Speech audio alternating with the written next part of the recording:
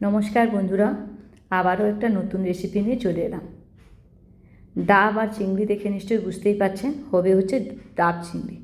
যদিও মেনুটা আমার বানানো নয়, আমি পুরোটাই হেল্প করলেও মেনুটা বানিয়েছে কিন্তু আমার হাজব্যান্ড।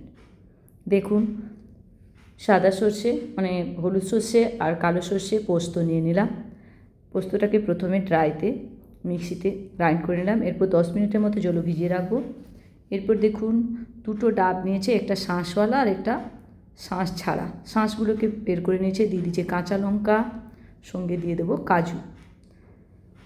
পরিমাণগুলো আপনারা বুঝে দেবেন। এগুলোকেও পেস্ট করে নেব আরেকটা মিক্সিতে, আরেকটা পাত্রে, মিক্সির আরেকটা পাত্রে। দেখুন, নুন আর হলুদ দিয়ে মাছটাকে ম্যারিনেট করে নেব। দিয়ে দেবো সঙ্গে একটু সর্ষে তেল। সুন্দরভাবে মাছটাকে ম্যারিনেট করে রেখে দেবো মিনিট 10 মতো। এরপর দেখুন,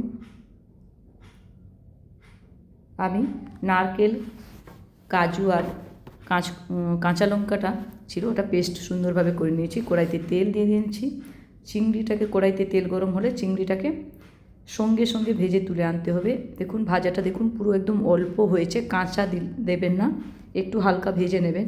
এরপর ওই যে নারকেলের পেস্ট ওটা দিচ্ছি, সঙ্গে দিয়ে দেবো জল। সর্ষে আর নারকেলের পেস্ট দুটোই দিয়ে দেখুন ঠিক এইভাবে মেখে 10-15 মিনিট রেখে দিতে হবে।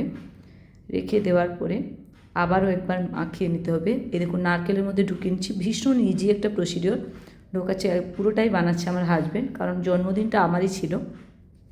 প্রতি জন্মদিনে বানায়, ভিডিও করব বলে ভিডিও করা হয় না।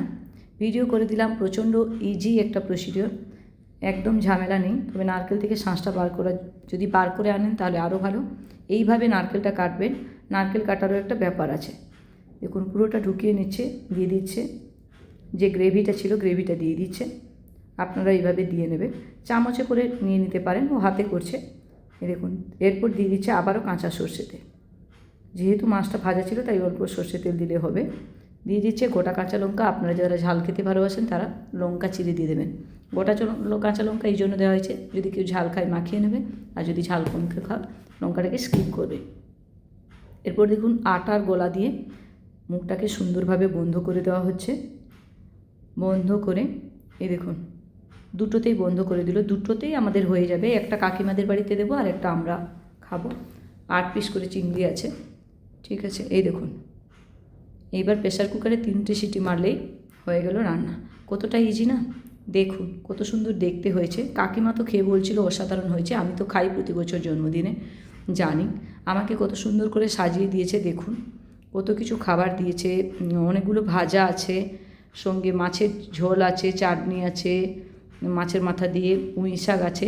কিছু মেনু আমি করেছি আর ম্যাক্সিমাম মেনু আমার হাজব্যান্ড করেছে। মাছের মাথা দিয়ে পুঁই শাক আমি করেছি, পায়েস আমি করেছি, আর সব কিছু কিন্তু হাজব্যান্ডই করেছে। স্পেশাল একটা দিনে স্পেশাল মানুষের কাছ থেকে পাওয়া ট্রিট। আপনাদের কেমন লাগলো? রেসিপির সাথে আমার আনন্দ ভাগ করে নিলাম। কেমন লাগলো জানাবেন। ভিডিওটা লাস্ট পর্যন্ত দেখার জন্য অসংখ্য ধন্যবাদ সবাইকে। ভালো থাকবেন সবাই। টাটা, বাই বাই, শ্রী হরে কৃষ্ণ।